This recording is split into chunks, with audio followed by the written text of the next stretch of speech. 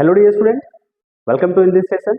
सो बच्चों, आज का हमारा जो सेशन होगा क्लास 12 के बच्चों के लिए होगा। ठीक है, इस सेशन के थ्रू हम उनका जो मोस्ट इंपॉर्टेंट चैप्टर है जिसे बोलते हैं केमिकल काइनेटिक्स, उसका जो मोस्ट इंपॉर्टेंट क्वेश्चंस है जिससे मैक्सिमम क्वेश्चंस बनते हैं उसको हम लोग डिस्कस करने वाले हैं। Integrated law of zero order reaction, integrated law of first order reaction, derivation हमको पढ़ना है।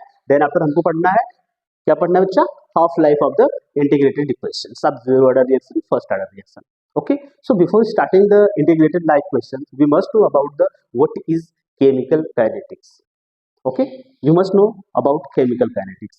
What is chemical kinetics? Chemical kinetics is the branch of chemistry. Okay, इसमें क्या करते हैं, ये क्या होता है? ब्रांच ऑफ केमिस्ट्री होता है। इसमें हम लोग स्टडी करते हैं किसका, कौन सा जो रिएक्शंस है स्लो हो रहा है, फास्ट हो रहा है, कैसे हो रहा है। आप बोलोगे स्लो और फास्ट रिएक्शन कैसे सर, इसको डिजाइन करें। देखो, आपने कभी पटाखे को जलाया है?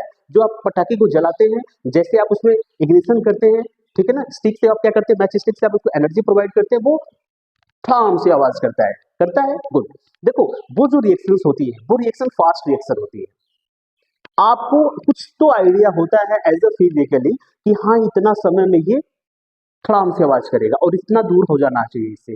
वो रिएक्शन का रेट है जो आपको इनडायरेक्टली इनफॉर्मली उससे पता रहता है। ठीक है ना, फॉर्मली होता है तो आपको एग्जैक्टली आइडिया होता है टाइम का, लेकिन वो इनफॉर्मली आपको पता होता है। ठीक है, तो हमको उसका स्टडी करना है। अभी हमको पटाखे का स्टडी जब हम लोग सिलेबस पढ़ते हैं तो उसमें करते हैं, अभी हम लोगों को एग्जाम का हमको प्रिपरेशन करना है। ठीक है ना, उसके बिहाफ में हमको समझना है, मोस्ट इंपॉर्टेंट टर्म जो रहते हैं उसको समझना है। चलिए हम समझते हैं। हमारा जो देखिए जो टॉपिक होने वाली होगा वो क्या होगा, केमिकल काइनेटिक्स होगा। ओके, इन शॉर्ट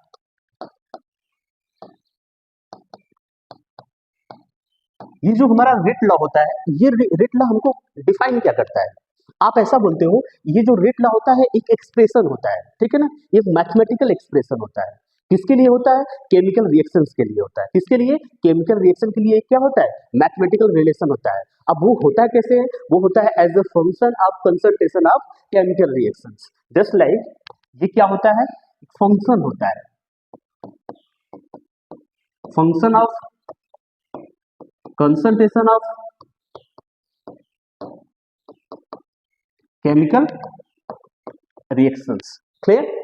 ये क्या होता है अभी एग्जैक्टली आपको समझ में आएगा। जो हम लोग पावर लगाते हैं, जैसे लाइक हमारे पास जो रेट होता है, rate is directly proportional to the here K is the rate constant. Directly हम इसको यूज कर रहे हैं। Concentration of A power N, concentration of B power N. Okay, here K is, you know about, it is rate constant.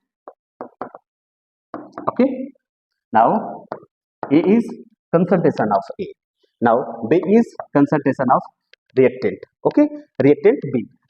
Another things that is M and N are the, you can clearly say that this is the orders of reactions.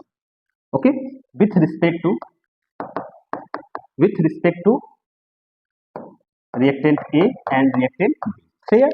देखो, अब हमको ये समझना है, one second, हाँ जी, हमको ये समझना है जो हमारा रेट लॉ होता है वो डायरेक्टली प्रोपोर्शनल होता है कंसंट्रेशन की, रिएक्टेंट की जो कंसंट्रेशन उसकी पावर की। ठीक है ना, अब वहां पर डिपेंड करेगा कि वो जो रिएक्टेंट का कंसंट्रेशन है वो एक हो सकता है, अलग हो सकते हैं, कितने हो सकते हैं वो अलग डिपेंड कहानी हो सकती है। ठीक है ना, तो उसकी जो पावर होता है वही हमारा क्या होता है, ये ऑर्डर ऑफ रिएक्शन बताता है। ठीक है ना, और इसे हम निकालते हैं रेट इज इक्वल टू के। के इज कैपिटल के है please. Okay, so rate constant K is equal to rate constant. Clear? Now another one is most important, that is you are right like, हाँ, this is ROR, full name is rate of reaction. What is rate of reaction? So you can clearly say that rate of reaction is the change in concentration of reactant with respect to time. Okay, you can also say that rate of reaction is change in the concentration of product, also product, with respect to time. If we take a general reaction, let us suppose we have a reactant like A which is converted into product B. Okay, this is reactant, this is product. Clear? देखो, अब हमको ये समझना है क्या कह रहा है बच्चा कि ये जो इसका जो रिएक्टेंट है, इसका जो कंसंट्रेशन है, ये जो रिएक्टेंट है इसका जो कंसंट्रेशन है वो टाइम के साथ कम होगा। अब इसके बाद जो इसका कंसंट्रेशन है वो टाइम के साथ बढ़ रहा है, इंक्रीज कर रहा है, और ये क्या कर रहा है, डिक्रीज कर रहा है। सो जो अगर हम रेट लिखेंगे यहाँ के लिए, जो रेट लिखेंगे वो रेट क्या होगा, चेंज इन, चेंज के लिए हम डी का इस्तेमाल करेंगे, concentration of reactant, reactant with respect to time, means time के साथ जो कंसंट्रेशन है उसका जो रिएक्टेंट है वो क्या हो रहा है, कम हो रहा है। ओके, यहां से आपको रेट एग्जैक्टली पता लग रहा है। अब देखो ये भी इक्वल होता है किसके, देखो change in, clear, change in concentration of product, okay, with respect to time. अब देखो अभी आप क्वेश्चन एराइज कर सकते हो, यहाँ पे सर आपने माइनस लगाया, यहाँ पर माइनस नहीं लगाया। रीजन इसके पीछे ये है कि देखो इसका जो कंसंट्रेशन होता है वो टाइम के साथ, आपको मैं बताया ना, ये टाइम के साथ डिक्रीज हो रहा है, जबकि ये जो टाइम के साथ क्या हो रहा है, इंक्रीज हो रहा है। That's why we use negative charge here positive charge. Clear, any doubt? Okay, now अगर हम इसका देखना चाहें तो ये देखो बच्चा कंसंट्रेशन है, ठीक है ना, ये कंसंट्रेशन है ना, तो कंसंट्रेशन का जो यूनिट होता है, अगर इसका यूनिट फाइंड आउट करना चाहो, जो कंसंट्रेशन का यूनिट होता है वो क्या होता है, sorry sorry sorry sorry, concentration का जो यूनिट होता है मोल लीटर, अब टाइम का जो होता है वो क्या होता है, सेकेंड, ठीक है, मोल लीटर सेकेंड। नाउ अगर हम इसका देखना चाहें तो हमारा क्या हो जाएगा, R is equal to mole litre inverse second inverse, this is unit, sorry this is unit, किसका यूनिट है, ये रेट ऑफ रिएक्शन का यूनिट है। डेफिनेशन आपको समझ में आया, change in concentration of reactant with respect to time, time के साथ जो रिएक्टेंट की कंसंट्रेशन है वो धीरे धीरे धीरे कम हो रहा है। एग्जैक्टली जब भी रिएक्शंस होंगे, ये तो 100% है, जब भी देखो रिएक्शन नहीं होगा तो वहां की कहानी अलग होगी। अगर रिएक्शन बताया जा रहा है, रिएक्शंस हो रही हैं, तो देखो जो रिएक्टेंट का कंसंट्रेशन होगा वो डिक्रीज तो जरूर करेगा, ठीक है ना, और जो प्रोडक्ट का कंसंट्रेशन होगा वो इंक्रीज करेगा। क्लियर, उसके लिए आपको ऐसे आपको रेट ऑफ रिएक्शन लिखना होगा, ठीक है ना, ये क्या हो गया, हमारा यूनिट हो गया। क्लियर, अब देखो बच्चा, now another important topic is order of reaction, okay, this is order of reaction. Clear, any doubt? अब इसमें हमको ये डाउट है, अगर हम ऑर्डर ऑफ रिएक्शन का डेफिनेशन बताना चाहें तो हमको डेफिनेशन जानने के लिए सबसे पहले हम एक सिंपल सा वर्ड लिख देंगे, क्या, ये होता है सम ऑफ पावर ऑफ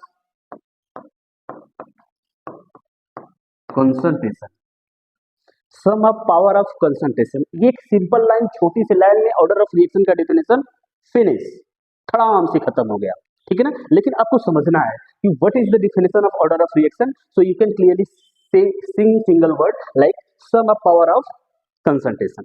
ये क्या है, कंसंट्रेशन की पावर जो होता है उसका आप सम कर दीजिए, ऑर्डर ऑफ रिएक्शन निकल कर आ जाएगा। जस्ट लाइक अगर आपको एग्जांपल दिया गया था, वो एग्जांपल क्या दिया गया था, R is equal to K, concentration आपके पास था A, पावर था M, क्लियर, और फिर उसमें कंसंट्रेशन था B, पावर था N।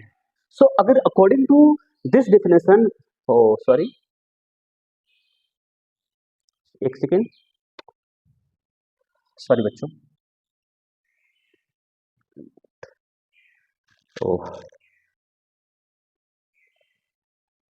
हाँ जी सॉरी। अब देखो हमारे पास जो ये क्वेश्चन आया है ना, इसी क्वेश्चन का हमको ऑर्डर ऑफ रिएक्शन निकालना है, तो हमने ऑर्डर ऑफ रिएक्शन के लिए डेफिनेशन बोला कि सम ऑफ पावर ऑफ कंसंट्रेशन। तो जो हमारे पास कंसंट्रेशन है, ठीक है ना, किसका कंसंट्रेशन है, of reactant, you can also right here reactant. ठीक, देखो जो हमारा रिएक्टेंट है ना, कंसंट्रेशन ऑफ रिएक्टेंट की पावर जो है ना, वही हमारा ऑर्डर ऑफ रिएक्शन देता है। ऑर्डर ऑफ रिएक्शन क्या है, आप बोलोगे वहां पर सम है सर, सम मींस अब उसको हम क्या करेंगे, ऐड करेंगे। ऑर्डर ऑफ रिएक्शन बताना होगा तो हम बोलेंगे m plus n is the order of reaction of for the above equations. Clear, यहां से आपको क्लियर कंफर्म हुआ। चलो, order of reaction is divided, तो बेसिकली डिवाइड करना है हमको, जो हमारे सिलेबस में है वो क्या है, sorry zero order reaction, zero order reaction, second one is first order reactions and second order reactions। Okay, basically हमारा जो सिलेबस है वो क्या है, जीरो ऑर्डर रिएक्शन और first order reaction. Clear, any doubt? चलिए अब हमको क्लियर करना है कि जीरो ऑर्डर रिएक्शंस बेसिकली होते क्या है। चलो,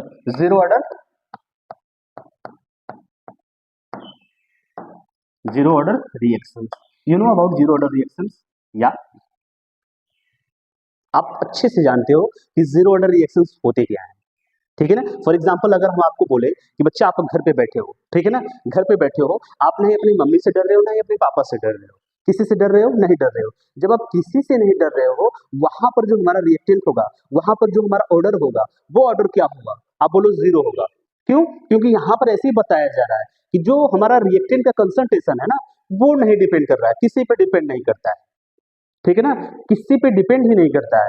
तो इसलिए हमने आपको एग्जाम्पल दिया कि आप नहीं मम्मी से डर रहे हो, नहीं अपने पापा से डर रहे हो। जब किसी से नहीं डरोगे तो आप किसी पे डिपेंड नहीं कर रहे हो।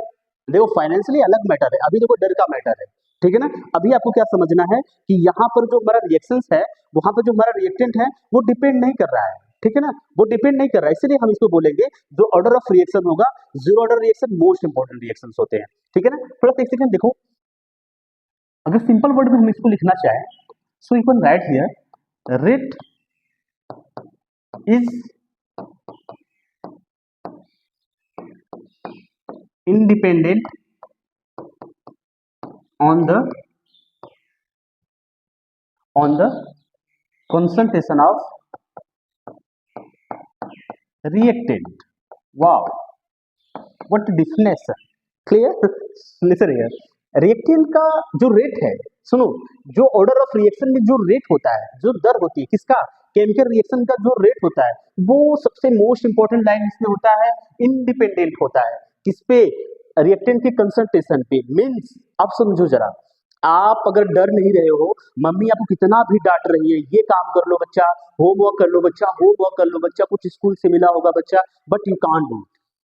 सो आप क्या कर रहे हो बच्चा, उनसे नहीं डर रहे हो, अफेक्ट कर रहा है नहीं, आप इंडिपेंडेंट हो, डर नहीं है, इंडिपेंडेंट हो। सो मींस जो हमारा जीरो ऑर्डर रिएक्शन होगा वो क्या होगा, इसका जो रेट होता है, केमिकल रिएक्शन का जो रेट होता है, वो इंडिपेंडेंट होता है किस पे, हमारे रिएक्टेंट की कंसंट्रेशन पर। अगर हम रिएक्टेंट की कंसंट्रेशन को इंक्रीज करते जाएं, बढ़ाते जाएं, लेकिन उसका जो रेट ऑफ रिएक्शन है वो अफेक्ट करेगा नहीं, करने वाला है। आया आपको समझ में, आया समझ में। चलो देखो, अब हमको इसके लिए एक्सप्रेशन करना है, ठीक है, इंटीग्रेटेड लॉ ऑफ इक्वेशन करना है हमको। चलिए पहले हम उसको डेरिवेशन करते हैं ना, वो क्या है हमारा integrated law of integrated equations, integrated equations of zero order reactions, ठीक है। अब हमको इंटीग्रेटेड इक्वेशंस करना है किसके लिए, जीरो ऑर्डर रिएक्शन के लिए, यही इंपॉर्टेंट है, इसी का हमको डेरिवेशन करना है। क्लियर, समझ में आया डेफिनेशन? डेफिनेशन हमको ये कह रहा है कि किसी भी केमिकल रिएक्शन का जो रेट होता है वो इंडिपेंडेंट होता है किसके, रिएक्टेंट के कंसंट्रेशन पर। रिएक्टेंट का कंसंट्रेशन आप इंक्रीज करते जाइए, इंक्रीज करते जाइए, इंक्रीज करते जाइए, doesn't effect on the rate of chemical reactions. Okay, so अगर हमको कोई भी रिएक्शन को इनिशिएट करना होता है, सिंपल सा हम एग्जांपल लेते हैं, just like let us suppose हमारे पास रिएक्टेंट ए है, that will be converted into product B. Okay, clear, some basic starting point आपको समझना होता है इसके लिए। जस्ट लाइक अगर हमारे लिए जो इसका रिएक्शन है, ठीक है ना, किसी टाइम पर जब रिएक्शन स्टार्ट ही नहीं हुआ है, जब रिएक्शन स्टार्ट ही नहीं हुआ, प्रोडक्ट में कन्वर्जन हो ही नहीं रहा है, तब के लिए समझो जरा, जब हमारा जो उस टाइम क्या रहेगा, जीरो रहेगा। हम समझ रहे हैं जब रिएक्शन स्टार्ट नहीं हुआ, हमारा टाइम क्या है, जीरो है, लेकिन जो इसका जो कंसंट्रेशन, हमने इसको क्या मान लिया, इसका कंसंट्रेशन को हमने ए नॉट मान लिया। क्लियर यहाँ तक? देखो, अब कुछ समय के बाद रिएक्शन हो रहा है कुछ टाइम के लिए, वो टाइम क्या हमने माना, टी। कौन सा टाइम माना, टी।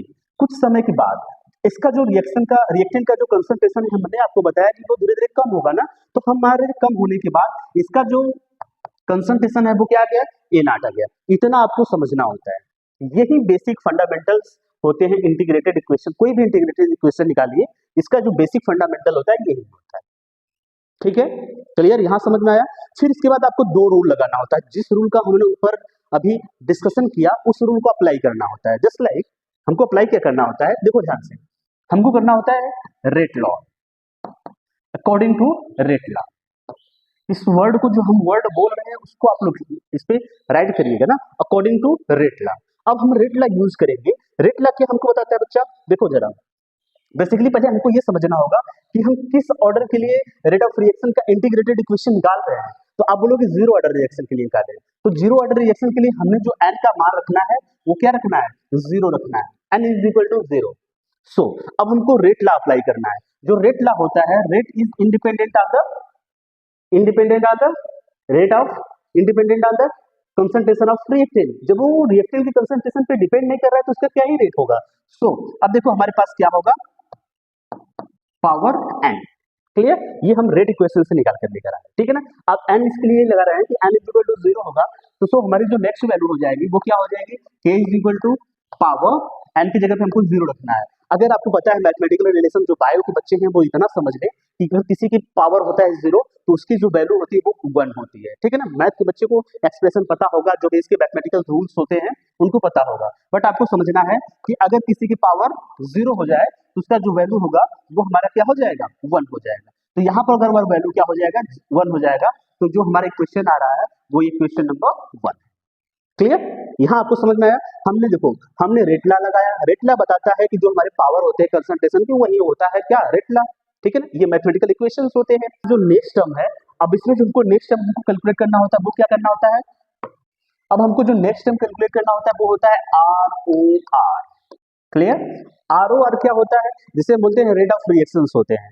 इसको हमने बताया आपको क्या होता है, टाइम के साथ जो रिएक्टेंट की कंसंट्रेशन में चेंजेस आते हैं वही होता है रेट ऑफ रिएक्शन, ठीक है ना। तो रेट ऑफ रिएक्शन क्या होता है, हमारा रेट ऑफ रिएक्शन के लिए हमने आर लिखा, ठीक है ना। टाइम के साथ जो कंसंट्रेशन में किसके, रिएक्टेंट की कंसंट्रेशन में जो चेंजेस आते हैं, ओके, यही होता है हमारा क्या, रेट ऑफ रिएक्शंस, ठीक है। अब थोड़ा सा देखना होगा ये, इसे हम इक्वेशन नंबर 2 एज्यूम कर ले रहे हैं और हमको क्लियरली देख रहे हैं कि हमारा जो इक्वेशन नंबर 1 है, इक्वेशन नंबर 2 है, इन दोनों का जो लेफ्ट हैंड साइड है वो इक्वल है। दैट्स वाई हम ऐसा कर सकते हैं क्या, फ्रॉम इक्वेशन 1 एंड 2। क्लियर, अब इक्वेशन नंबर 1 और 2 से हम क्लियर करेंगे। देखो हमारे पास क्या आएगा, minus change in concentration with respect to time is equal. अब हमको देखो बच्चा ऊपर क्या है, k। थोड़ा सा हम इसका अरेंजमेंट करते हैं। जब इसका हम अरेंजमेंट करेंगे तो हमारे पास कुछ ऐसी वैल्यूज होगी जस्ट लाइक, ठीक है। अब इसको हम टाइम को साइड में कर दे रहे हैं, k dt। Clear, any doubt. अब हम जो इसका नेगेटिव वैल्यू है वो नेगेटिव वैल्यू इसके साथ हटाते हैं, ठीक है ना। देखो माइनस के dt। अब यहाँ का थोड़ा सा हमको मैटर ये समझना होता है, इसको इक्वेशन नंबर 3 मान लेते हैं। क्लियर, यहाँ तक आपको कोई डाउट है, नहीं होनी चाहिए, ठीक है ना। कोई भी डाउट है आप 10 सेकंड पीछे जाओ, वापस इसको कवर करो, ठीक है। डाउट यहाँ तक नहीं होनी चाहिए। अब देखो यहाँ पर हमारे पास दो टर्म आते हैं, ठीक है ना। इन दो टर्म को हम एक इंटीग्रेटेड, अब इसका जो हम इंटीग्रेशन करेंगे तो हमको एक लिमिट के साथ करेंगे। लिमिट क्यों लगाते हैं, हम इंटीग्रेशन इक्वेशन करते हैं तो लिमिट क्यों लगाते हैं यहाँ पर, इसका इक्वेशन हम इसका रिप्लाई अभी देंगे। तो सो हम क्या करेंगे, इंटीग्रेट करेंगे, integration on integration both side, ठीक है ना, विथ लिमिट, ठीक है। लिमिट के साथ हम क्या करेंगे, इसका इंटीग्रेशन करेंगे। अब लिमिट हम कौन सा यूज करने वाले हैं उसको आप सिंपली इधर लिख लिया करो। देखो जो हमारा लोअर लिमिट होगा उसको लिख लो आप, फिर उसके बाद जो हमारा अपर लिमिट होगा उसको अच्छे से लिख लो, ठीक है ना।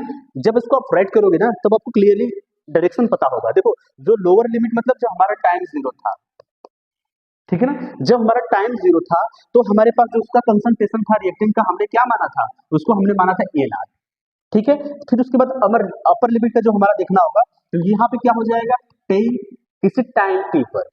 फिर उसके बाद जो हमने कंसंट्रेशन का रिएक्टेंट माना था वो क्या माना था, रिएक्टेंट का जो कंसंट्रेशन माना था वो क्या माना था, ए। क्लियर, ये हमारा क्या है लोअर लिमिट, ये हमारा क्या है अपर लिमिट। अब सेम वेरिएबल के साथ इसका यूज करो, देन आप इंटीग्रेशन करो। देखो हमारे पास क्या है, इसका अगर जो रिएक्टेंट का हमने यूज किया है, अब देखो इसके साथ हमको इंटीग्रेशन इक्वेशन यूज कर रहे हैं, ठीक है ना। देखो दिखाई दे रहा है आपको, क्लियर दिखाई देना चाहिए। देखो इंटीग्रेशन इक्वेशन कहां से हम इसके लिए यूज करेंगे, तो हमको पता लगेगा जो हमारा लोअर लिमिट क्या है वो है ए नॉट। लोअर लिमिट क्या है, ए नॉट। अपर लिमिट क्या है हमारा, ए। क्लियर, देखो किसके लिए निकालने हैं बच्चा, डी का इंटीग्रेशन कर रहे हैं। नाउ अब अनदर पार्ट हमारा क्या है, अब देखो हमारा लोअर लिमिट क्या है टाइम के लिए, आप बोल रहे हो टाइम के लिए जो हमारा लोअर लिमिट है वो क्या है, 0 है। अपर लिमिट क्या है, t है, ठीक है ना, माइनस के dt। अब यहाँ आप कह सकते हो ये जो कांस्टेंट वैल्यूज होती हैं और जो साइंस होते हैं हम उसका इंटीग्रेशन नहीं करते हैं। जब हम इसको बाहर करेंगे, यहाँ पर यही टर्म आप समझिएगा, इसको हम बाहर करें, इंटीग्रेशन से बाहर करेंगे। जब हम लोअर लिमिट और अपर लिमिट लगाएंगे तो क्या आ जाएगा, यहाँ समझो जरा, थोड़ा सा समझने की कोशिश करो। जब हम अपर लिमिट लोअर लिमिट, इसका जो रूल होता है upper limit minus lower limit, अपर लिमिट क्या है t, लोअर लिमिट की जगह पे हम 0 रखेंगे तो हमारी जो वैल्यू आने वाली है वो क्या आएगी, t, ठीक है ना। अब इसके लिए देखो अपर लिमिट क्या है, आप बोलोगे a है, ठीक है ना। लोअर लिमिट क्या है, आप बोलोगे सर a नॉट है, ठीक है ना। तो अब इस वैल्यू को हमको इसमें रखना है। देखो हमको जो हमारे वैल्यू आने वाली है वो क्या आने वाली है, a naught is equal to minus t को बाहर करेंगे, ठीक है ना। अब जो हमारा वैल्यू आ रहा है क्या आ रहा है, t। अब यही हमारा थोड़ा सा क्या है, इंटीग्रेटेड इक्वेशन है, इसको थोड़ा सा अरेंज करेंगे, ठीक है ना। अरेंज करेंगे तो कैसे आपको इंटीग्रेटेड इक्वेशन मिलने वाला है, कंसंट्रेशन ए नॉट माइनस के T, this is equations of integrated for zero order reactions. आया आपको समझ में, कर लोगे अच्छे से। देखो कोई भी टर्म समझना होगा आप 10 सेकंड पीछे जाइए, यही तो फायदा होता है ऑनलाइन क्लासेस में, ठीक है ना। आप 10 सेकंड पीछे जाइए, देन आफ्टर आपको वैल्यू मिल जाएगी, ठीक है ना। चलिए अब इसका हम लोग यूनिट निकालेंगे, ठीक है। What is the unit of zero order reactions? So before going to discuss about the unit of zero order reactions, आपको क्या करना होगा, एक हम लोगों के चैनल में शॉर्ट वीडियो अपलोड किया गया है, उस वीडियो से आप लोग यूनिट अच्छे से निकाल सकते हैं। So this is for your homework, okay, good. Now another topic is half life. What is half life? So means अगर आप हाफ लाइफ को कहना चाहते हो तो इसको डिनोट किया जाता है किससे, टी हाफ से, क्लियर, टी हाफ से इसको डिनोट किया जाता है। लेकिन हमको ये समझना है कि ये हाफ लाइफ होता क्या है। देखो हाफ लाइफ बेसिकली जो डिपेंड करता है वो इनिशियल कंसंट्रेशन पे डिपेंड करता है, और ये टाइम होता है, ठीक है ना। एक ऐसा टाइम होता है जिस पर जो रिएक्टेंट का कंसंट्रेशन होता है वो इनिशियल का हाफ हो जाए, वही होता है हाफ लाइफ। आया आपको समझ में, half life is the time when the concentration of reactant is just half of initial of the concentration, clear। इसको हम डिनोट करते हैं टी हाफ से। अगर हम इसके लिए क्या निकालें, टी हाफ, हाफ लाइफ इसके लिए निकालें तो देन हमको समझना होगा थोड़ा सा, एक सेकेंड, हाँ जी। अब देखो जो वैल्यू पुटअप करनी होती है हमको क्या करना होता है, टी की जगह पे हमको रखना होगा T half, okay. Concentration A is equal to रखना होगा ए नॉट अपॉन 2। अब इसकी जो वैल्यू है इस इक्वेशन में पुटअप कर दोगे, then you have half life of the zero order reaction. चलिए अब इसको हम क्वेश्चन में पुटअप करते हैं। टी हाफ की जगह पे हमको क्या रखना है, ए की जगह पे हमको रखना है concentration A not upon 2, clear, is equal to concentration A naught minus के टी 1/2 या हाफ कह सकते हो, क्लियर। अब देखो ये क्या है, हमारा हाफ है, ये क्या है 1 है। अब 1 को इधर करोगे 1 से वो हाफ जाएगा तो क्या आ जाएगा, 1 ही आएगा। तो क्या होगा, हमारा जो वैल्यू होगा वो क्या होगा, ए नॉट हो जाएगा, ठीक है ना, ए नॉट। अब उधर से जो वैल्यू है टी हाफ का निकलना वैल्यू, तो उसको के को नीचे कर दीजिए, यहाँ पे क्या हो जाएगा 2k। तो हमारा जो वैल्यू हो जाएगा T half is equal to A not upon 2k, clear. This is half life for the zero order reaction. So ये बेसिक सा हमारा क्या है, डेरिवेशन है, जिसको आपको प्रॉपरली समझना है और देखना है क्या होते हैं जीरो ऑर्डर रिएक्शंस, ठीक है। आई थिंक आपको ये समझ में आया होगा। चलिए जो हमारा नेक्स्ट मोस्ट इंपोर्टेंट टॉपिक है, इसमें देखो जो ग्राफ प्लॉट करना होता है, हमको जो ग्राफ प्लॉट करना होता है वो किसके बीच में प्लॉट करना होता है बच्चा, हम लोग concentration A with respect to time, ये डिपेंड करता है नहीं, एक स्ट्रेट लाइन आती है, सिंपल सा ग्राफ प्लॉट करना होता है, ठीक है।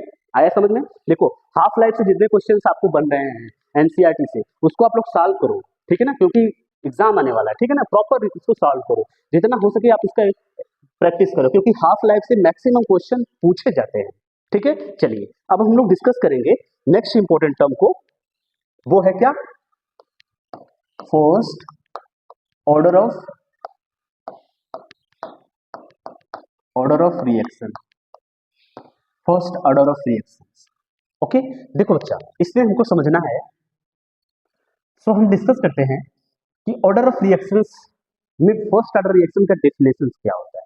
देखो, जो फर्स्ट ऑर्डर रिएक्शंस होते हैं इनका डेफिनेशन बेसिकली, आपने जीरो ऑर्डर रिएक्शन को देखा, वो इंडिपेंडेंट था। यहां पर क्या करेगा, जो इसका रेट होगा वो डिपेंड करेगा, किस पे डिपेंड करेगा, आप इसको कंप्लीटली डिपेंड करेगा, कहां डिपेंड करेगा, रिएक्टेंट के किसके, वन कंसंट्रेशन पर। आया समझ में। देखो, जो हमारा फर्स्ट ऑर्डर ऑफ रिएक्शन होता है इसमें जो रेट ऑफ रिएक्शंस होते हैं वो डिपेंड करते हैं किस पे, रिएक्टेंट के वन कंसंट्रेशन पे डिपेंड करते हैं, या फिर आप कह सकते हो वन पावर ऑफ रिएक्टेंट के कंसंट्रेशन पे डिपेंड करता है। ठीक है ना। अगर आप इसके लिए जब आप रेट ऑफ रिएक्शन लिखोगे, जो रेट ऑफ रिएक्शन होता है वो K is equal to A power n लिखा जाता है, लेकिन हम यहाँ पर लिखेंगे K is equal to A power one. किसी एक रिएक्टेंट की कंसंट्रेशन पे क्या करेगा, डिपेंड करेगा। यही सिंपली हमारा फर्स्ट ऑर्डर ऑफ रिएक्शंस होते हैं। ठीक है ना। आया आपको समझ में। चलिए इसके डिफिनेशन को समझ लेते हैं। इसके डिफिनेशन को जितना प्रॉपर्ली समझेंगे, सॉरी इससे इंटीग्रेशन इक्वेशन को समझते हैं। सो हमारा टॉपिक क्या होगा,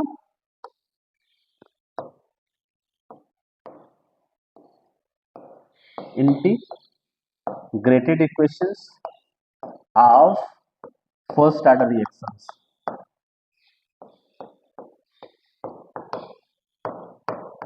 ठीक है, समझ में आया आपको। देखो, हमने डिफिनेशन को ये बताया कि जो इसमें रिएक्शंस होते हैं, रिएक्शंस का जो रेट होता है वो रेट तो डिपेंड तो करता है, इंडिपेंडेंट नहीं होता है। ये डिपेंड करता है, किस पे डिपेंड करता है, रिएक्टेंट के एक कंसंट्रेशन पे डिपेंड करता है। ठीक है ना। किसी रिएक्टेंट की एक ही रिएक्टेंट की कंसंट्रेशन पे डिपेंड करेगा, अलग अलग नहीं, दो पे नहीं, जीरो पे नहीं, ऐसा नहीं, किसी एक रिएक्टेंट की कंसंट्रेशन पे डिपेंड करेगा। वही हमारा होता है क्या, फर्स्ट ऑर्डर रिएक्शन। क्लियर। देखो, अभी हमको इंटीग्रेटेड क्वेश्चंस निकालना है किसके, order of first order of reaction के लिए। ठीक है ना। फर्स्ट ऑर्डर ऑफ रिएक्शन के लिए हमको क्या निकालना है, इंटीग्रेटेड इक्वेशन। सो देखो, कोई भी इंटीग्रेटेड इक्वेशन निकालना होता है उसके लिए हमने जनरल इक्वेशंस को एज्यूम करना होता है। वो क्या होता है, लेट अस सपोज हमारे पास क्या है, रिएक्टेंट ए है, वो चेंज हो रहा है किसमें, प्रोडक्ट सी में। क्लियर। देखो, इसको हम शार्ट में और अच्छे से आपको करना चाहेंगे। फिर से वही आपको टर्म कंडीशन अप्लाई करना होता है, कब, जब टाइम जीरो हो तो इसकी कंसंट्रेशन को हम मानते हैं ए नॉट। ठीक है, कुछ समय के बाद, आफ्टर सम टाइम, सो कंसंट्रेशन हम क्या मानते हैं इसका, ए। क्लियर। ये फंडामेंटल हम लोग बेस करते हैं। ठीक है ना। अब हमको लगाना है रेट लॉ। सो आप लिखोगे according to rate law. So according to rate law अगर आप यूज कर रहे हो तो आपको पता है कि जो रेट लॉ होती है वो क्या होता है। एक सेकेंड, अगर आप फर्स्ट ऑर्डर रिएक्शन के लिए लिखोगे तो पहले यहाँ पे आप मेंशन कर देना n इज इक्वल टू 1। ठीक है, ओके। सो जो रेट होता है वो रेट होता है हमारा, जो रिएक्टेंट होते हैं किसी एक रिएक्टेंट के पावर पे जो डिपेंड करेगा। ठीक है ना। हमारा पावर क्या है यहाँ पर, तो हो जाएगा n। ठीक है, अभी n इज इक्वल टू हमने क्या समझा, वो क्या है, k कंसंट्रेशन है, n is equal to 1। Okay, so हमारा जो वैल्यू होगा वो 1 होता है। तो जो हम क्वेश्चन मान ले रहे हैं इसे क्या, इक्वेशन नंबर 1। क्लियर, यहाँ तो समझ में आया आपको। चलिए अब अनदर वन इंपॉर्टेंट टॉपिक लगा देंगे जिसे हम बोलते हैं ROR, according to ROR, rate of reaction. इसमें क्या होता है, आप बोलते हो कि जो रेट होता है ना सर, वो change in concentration of reactant with respect to time, ये होता है। So now this is from, sorry this is equation number 2। अब हमको समझना है कि जो रेट होता है फ्रॉम इक्वेशन नंबर 2 1, जो लेफ्ट हैंड साइड होता है both are equal, that's why we can clearly see that from equation 1 and 2। Okay, 1 and 2। सो अब हमको देखो यहाँ पे क्या करना होता है, इस वैल्यू को इक्वेट करना होता है। जस्ट लाइक हमारे पास जो वैल्यू आ रही है वो क्या हो गया, change in concentration with respect to time is equal to, यहाँ पर क्या हो जाएगा, के ए। ठीक है, अभी कोई दिक्कत आपको नहीं होनी चाहिए। अब देखो, जो हमारा वैल्यू है, इस दो वैल्यू को हम नीचे करेंगे यहाँ पर। ठीक है, सेम वेरिएबल को नीचे करेंगे, उस वेरिएबल को उधर करेंगे। देखो हमको क्या करना है, ट्रांसफर करना है। अब आइए इनका, सॉरी कंसंट्रेशन ए। ओके, अब यहाँ पर हो जाएगा, क्या हो जाएगा, के डी टी। ठीक है, अब इस माइनस टर्म को हमको रिमूव करना है। देन कभी आपने सोचा है कि इस माइनस टर्म को क्यों रिमूव किया जाता है, क्यों यहाँ पर नहीं रहने दिया जाता है, कभी आपने ऐसा सोचा है? अगर सोचा होगा तो बहुत सही, नहीं सोचा होगा तो सोच लीजिए। Question number 3। Clear. Now from the integration, अब इसका हम क्या करेंगे, इंटीग्रेशन,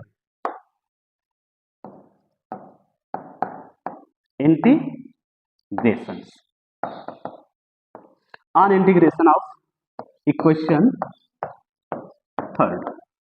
ठीक है, इक्वेशन थर्ड का हम इंटीग्रेशन करेंगे किसके साथ, मैंने बताया था आपको ना, किसके साथ करना है आपको, विथ रिस्पेक्ट टू लिमिट। ठीक है, अब हमको यही पर समझना होता है, हमारे पास दो लिमिट होती है ना, एक को हम मानते हैं क्या बच्चा, लोअर लिमिट। आप इसको अगर अच्छे से कर लेंगे, ठीक है ना, आप एग्जाम में एग्जैक्टली हूबहू ऐसे लिख दोगे, कोई नंबर आपको कटने वाला नहीं है और अच्छे से आपको नंबर मिलने वाला। ठीक है ना, देखो लोअर लिमिट, ठीक है, और कौन सा लिमिट था हमारे पास, अपर लिमिट। मैंने क्वेश्चन पूछा था ना, लोअर लिमिट और अपर लिमिट हम क्यों यूज करते हैं इस रिएक्शन में। देखो हमारे पास क्या है, लोअर लिमिट, लोअर लिमिट हमारे पास क्या है, जब टाइम क्या था, जीरो था, उस समय जो कंसंट्रेशन का, जो रिएक्टेंट का कंसंट्रेशन वो क्या हम लोग एज्यूम किए थे, वो ए नॉट एज्यूम किए थे। ठीक है, फिर कुछ समय के बाद जब reaction after some time, okay, so यहाँ पर जो वैल्यू हम लोग एज्यूम किया था वो क्या था, ए। तो ये हमारा क्या है, अपर लिमिट, ये हमारा क्या, सॉरी ये हमारा क्या है, लोअर लिमिट, ये हमारा क्या है, अपर लिमिट। सेम वेरिएबल का हम लिमिट यूज करेंगे इक्वेशन नंबर 3 में। ठीक है ना, देखो एक सेकेंड, ओके, नाउ अब हम यूज करने वाले हैं। देखो हमारे पास जो वेरिएबल ए है उसके लिए हम कंसंट्रेशन का यूज करने वाले हैं, तो हमारे लिए क्या होगा, lower limit concentration A, upper limit A not. ठीक है, फिर उसके बाद क्या हो जाएगा, डी कंसंट्रेशन ए अपॉन, ओके। अब यहाँ पे क्या हो जाएगा, इस टर्म का हमको इंटीग्रेशन करना नहीं, जैसा कि मैं जीरो ऑर्डर रिएक्शन में आपको बताया था। देखो अब इस टर्म का हमको इंटीग्रेशन नहीं करना है, तो इस टर्म को अभी बाहर कर लेते हैं। नाउ अब हमारा जो लोअर लिमिट है वो क्या है, t is equal to 0, upper limit क्या है, t, one second, upper limit हमारा क्या है, t। क्लियर, देखो हमारे पास टर्म क्या है, dt। ठीक है ना, हमने इसको बताया आपको, जब भी ऐसा कोई आपके पास टर्म आता है, बायो की स्टूडेंट, मैथ की स्टूडेंट इसको सॉल्व कर लेंगे ना, बायो की स्टूडेंट के लिए आपको टर्म बता दे रहे हैं कि जब भी आपको ऐसा इंटीग्रेशन आपको टर्म दिखे, आपको वहां पे डरना नहीं है, हाइपर नहीं होना है। देखो हाइपर क्यों नहीं होना है, देखो हमारे पास जो इसका जो वैल्यू आने वाला है वो क्या आ जाएगा, ln, ये जो हमारा वैल्यू हो जाएगा 1/, वो ln में हो जाएगा। अपर लिमिट क्या है, आप बोलो अपर लिमिट सर a है, ठीक है ना, माइनस लोअर लिमिट क्या है, आप बोलो सर ये नॉट हो जाएगा। सिंपल वैल्यू आपको रखना है, कोई हाइपर नहीं होना है यहाँ पर। ठीक है ना, ये वैल्यू आ जाएगी, और इसका वैल्यू हमने आपको बताया कि टी में से आप जीरो कैंसिल करोगे तो हमारे पास क्या आ जाएगा, टी। तो यहाँ पर हम जो वैल्यू रखेंगे वो क्या रखेंगे, इंटीग्रेटेड वैल्यू, वो कुछ इस तरह से आएगी, क्या आएगी, ln a minus ln a naught is equal to minus के टी।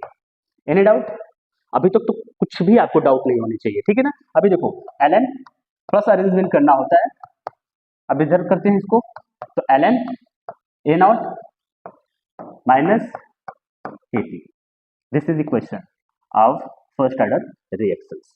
ओके, अब इसके लिए हमको रेट निकालना होगा। देखो रेट निकालना होगा तो सबसे पहले इसको हम ln को चेंज करते हैं लॉग में। ठीक है ना, जब हम ln को लॉग में चेंज करते हैं तो क्या करते हैं बच्चा, देखो हम मल्टीप्लाई करते हैं 2.303 से, ठीक है, ये कन्वर्ट हो जाता है log base 10 concentration of A, now is equal, sorry 2.303 log base 10 concentration A not, clear, minus के टी। यहां तक आपको समझ में आया। ठीक है ना, ln को हमको चेंज करना है लॉग में, जब ln को लॉग में चेंज करेंगे तो 2.303 से मल्टीप्लाई करेंगे, जब फिर उसके बाद वो जो ln होगा वो लॉग में चेंज हो जाएगा। ये मैथमेटिकल एक्सप्रेशन है, बायो के स्टूडेंट आपको ऐसे ही फोकस करना है। ठीक है ना, चलिए अभी आपको कुछ समझ में आ रहा है। देखिए अगर हम इस टर्म को हम इधर करें तो हमारे पास जो वैल्यू आने होगी, देखो बच्चा अभी हम क्या करते हैं, 2.30 को दोनों साइड से कैंसिल करते हैं, तो हम डिवाइड कर देते हैं कितना से, 2.303 से दोनों साइड में क्या करते हैं, both side divide by 2.303। Okay, so यहाँ पे जो वैल्यू होगा वो क्या होगा, कैंसिल हो जाएगा। अब यहाँ पे हमारे पास एक्स्ट्रा 2.303 आ जाएगा। एनी डाउट, चलिए अब हमने इस टर्म को कैंसिल किया, ठीक है, अब इस टर्म को हम कैंसिल करेंगे तो ये जो वैल्यू है इस वैल्यू को हम इस साइड करते हैं और इस वैल्यू को इस साइड करते हैं, देन वी हैव, हमारे पास क्या होगा, kt is equal to kt power, sorry upon 2.303 is equal to log base 10 concentration A naught. अब इस टर्म को हम इस साइड करते हैं तो नेगेटिव टर्म हो जाएगा, log base 10 concentration A not. A. Clear? अब यहाँ से हमको क्या करना है, की वैल्यू निकालना है, रेट का वैल्यू निकालना है। तो ये वैल्यू हमारा ऊपर चला जाएगा 2.303 upon T is equal to नहीं लॉग। अब देखो जरा बच्चा, यहाँ पर जो हमारा रूल लॉगरिथम का रूल कहता है कि अगर बीच में नेगेटिव साइन रहता है देन ये डिवाइड हो जाता है, ये अपान में चले जाते हैं। जस्ट लाइक यहाँ पे जो हमारा वैल्यू होने वाला है वो क्या होगा, A not upon concentration A. Clear? यहाँ तक कोई डाउट आपको नहीं होना चाहिए। तो ये हमारा क्या है, इक्वेशन है किसके लिए, फर्स्ट ऑर्डर रिएक्शन के लिए, ठीक है ना। फर्स्ट ऑर्डर रिएक्शन के लिए इंटीग्रेटेड इक्वेशंस है। This is understanding. तो आपको ये समझ में आया? चलिए अब इसके लिए हमको क्या करना है, हाफ लाइफ इक्वेशन निकालना है। क्या निकालना है, हाफ लाइफ। आपको आइडिया है ना कि हाफ लाइफ के लिए हमको क्या करना होता है, जो हमारे पास कंसंट्रेशन ऑफ रिएक्टेंट होते हैं ए, उसकी जगह पे हमको क्या रखना होता है, ए नॉट अपॉन 2, ठीक है ना। फिर उसके बाद जो टी होता है, टाइम होता है, टाइम की जगह हमको क्या रखना होता है, हाफ रखना होता है। क्लियर? अब देखो इस वैल्यू को हमको इस इक्वेशन में पुट अप करना है, देन वी हैव क्लियरली क्या, हाफ लाइफ निकल कर आएगा, ठीक है ना। हाफ लाइफ क्या होता है, वो इनिशियल कंसंट्रेशन का हाफ होता है, ठीक है ना। इस वैल्यू को हम इस पे पुट अप करिए बच्चा। देखो इसमें अगर पुट अप कर रहे हैं तो हमारे पास जो वैल्यू आ रही है वो k is equal to 2.303, then T की जगह पे क्या रखना है आपको, टी हाफ रखना है। यही हमको फोकस करना है, ठीक है। अब देखो लॉग बेस 10, ठीक है, ए नॉट अपॉन, इस जगह पे हमको क्या रखना है, A not upon 2, A not upon 2, A nought cancel to each other, okay. So we have clearly we have k is equal to 2.303 T half, हाँ जी क्या हो जाएगा 2। अब इस लॉग बेस 10 यहाँ जो वैल्यू आ जाएगी 2 आ जाएगा, तो ये लॉग 2 की जो वैल्यू होती है वो क्या होता है 0.3010, ओके। सो अब इसका जो वैल्यू हमको इधर पुट अप करना है, क्योंकि हमको इसका वैल्यू फाइंड आउट करना होता है ना टी हाफ का। तो हमारे पास जो वैल्यू आने वाली होगी वो क्या हो जाएगा 2.303 upon 3, okay.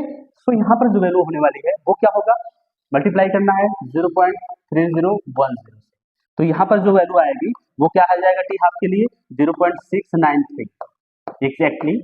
This is our half life for the first order reaction. First order reaction में जो हाफ लाइफ होता है वो इनिशियल कंसंट्रेशन पे डिपेंड नहीं करता है, ठीक है ना। अब इसमें जो आप ग्राफ प्लॉट करोगे वो ग्राफ प्लॉट करोगे ln a with time, okay. आप टाइम के साथ जो ग्राफ प्लॉट करोगे ना, देखो आपको जो ग्राफ आएगा वो क्या ग्राफ आएगा, ln concentration a with respect to time, okay. जो हमारा ग्राफ आएगा कुछ इस तरह से आएगा, और ये जो हमारा क्या होगा, स्लोप होगा वो किसका होगा, माइनस k का होगा, ठीक है ना। ये हमारा इक्वेशन है, ठीक है। अभी तक हमने जो zero order reaction, first order reaction की इंटीग्रेशन इक्वेशन को प्रॉपर्ली समझा, डेरिवेशन के साथ, एटलीस्ट हाफ लाइफ को समझा। और इस हाफ लाइफ से, फर्स्ट ऑर्डर रिएक्शन की हाफ लाइफ से, जीरो ऑर्डर रिएक्शन की हाफ लाइफ से जितने भी क्वेश्चन बनते हैं आप उसको करिए, प्रैक्टिस करिए, okay. Thank you so much.